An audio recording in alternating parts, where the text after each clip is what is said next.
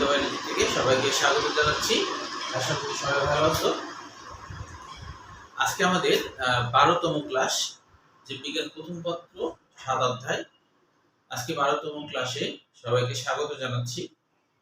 আজকে আমাদের যে ক্লাসটা হবে সেটা হচ্ছে যে মালভিসি গোত্র এবং পোয়েসি গোত্র, এই দুইটা গোত্রের, মালভিসি আর পোয়েসি গোত্র এই দুইটা গোত্রের পুষ্প সংকেত ও ব্যাখ্যা, এটা নিয়ে। তো দেখো, প্রথমে তোমাদের বই অনুযায়ী একটু খেয়াল করো। তোমাদের বইয়ে প্রথমে মালভিসি জবা দেওয়া আছে। পরীক্ষায় যদি জবার পুষ্প সংকেত বলে তাহলে এটা আমরা দিতে পারবো। পরীক্ষায় যদি মালভিসির পুষ্প সংকেত বলে তাহলে এটা আমরা দিতে পারবো।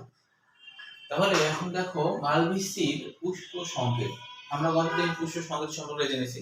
পুষ্প সংকেত কিছু সাংকেতিক চিহ্ন দিয়ে বোঝানো আর কি। তো এখানে পুষ্প সংকেতে দেখানো হয়েছে যে এই চিহ্ন দ্বারা কি বোঝায়। বইয়ের মধ্যে যদিও ব্যাখ্যা আছে, সেই কারণে আমি লিখে দিচ্ছি না, শুধু ব্যাখ্যাগুলো একটু তোমাদের সাথে জাস্ট একটু শেয়ার করছি।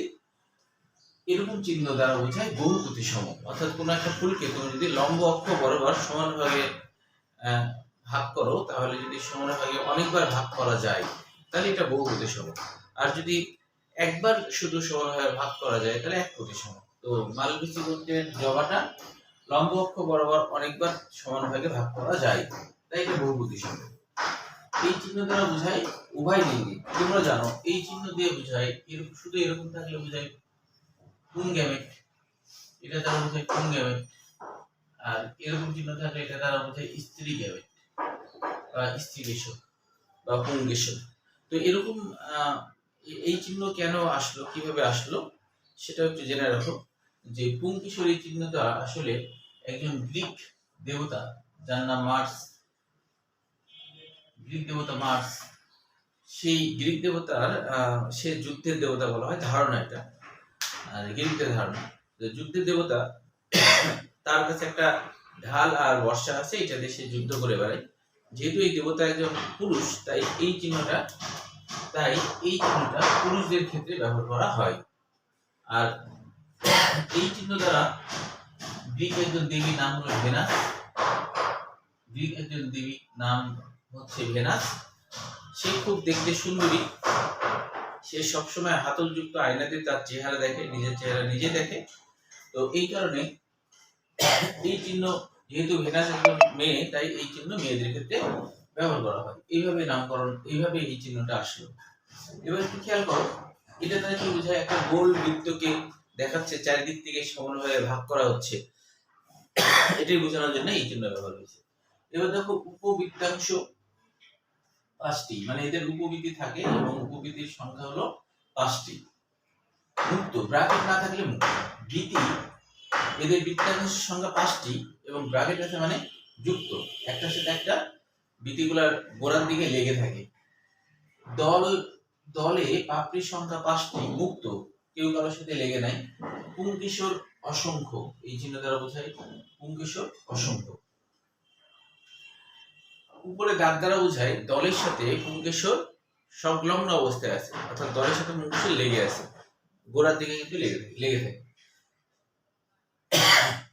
এরপরে এই গয়ের নিচে দাগ দ্বারা বোঝায় গর্ভাশয় অধিগর্ভ, অর্থাৎ গর্ভাশয় অধিগর্ভ মানে কি? গর্ভাশয় অধিপতি।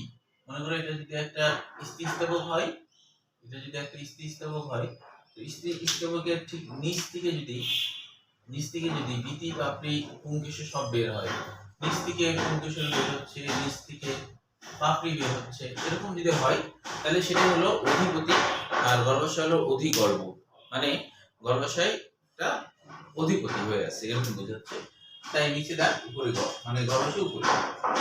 আর এটা দ্বারা বোঝায় যে স্ত্রীস্তবকে গর্ভপত্রের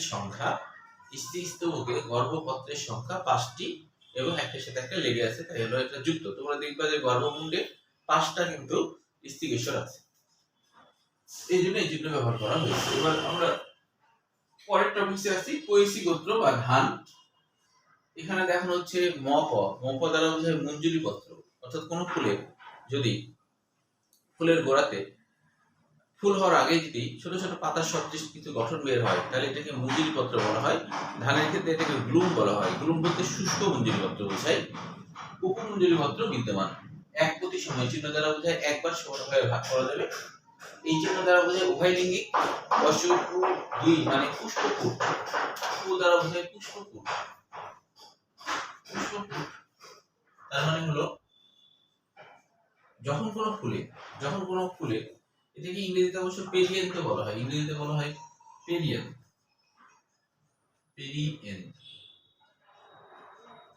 পেরিয়েন্টের বাংলা করলে আসলে দাঁড়ায় পেরি মানে চারপাশে, আর অ্যান্থার মানে আমরা জানি পরাগধানী।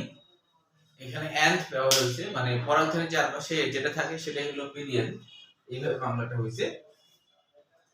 তো এই জিনিসটা কি, যে কোনো ফুলে বিতি আর পাপড়ি যে কোনো একটা আছে, এটাকে বোঝা যাচ্ছে না এটাকে বিতি বলবো নাকি পাপড়ি বলবো, এমন যখন অবস্থা তখন এটাকে আমরা আলাদা নাম দিয়েছি পুষ্পপুর। পুষ্পপুরের সদস্যকে টেবল বলে। এই টেবলের সংখ্যা 2টি। পুংকেশর 6টি, উভয় দিকে 3টি করে, এই পাশে 3টি ওই পাশে 3টি। গর্ভাশয় অধিগর্ভ 1 মানে গর্ভাশয় অধিপতি, আর একটাই মাত্র স্ত্রী কেশর আছে, গর্ভপত্র আছে, এটা বোঝাচ্ছে। তাহলে এই গেল হচ্ছে জবার কুশ সংকেত এবং এর ব্যাখ্যা। বোর্ড পরীক্ষায় কিন্তু কুশ সংকেত এবং ব্যাখ্যা আসে, এটা তোমরা পড়বে। আগামী দিন আমাদের লাস্ট ক্লাস হবে এবং সেই দিন আমরা শেষ করে ফেলবো ইনশাআল্লাহ এই অধ্যায়ের বাকি অংশগুলো, বাকি টপিকসগুলো। আজকের মতো এখানে বিদায় নিচ্ছি। আল্লাহ হাফেজ। আসসালামু আলাইকুম।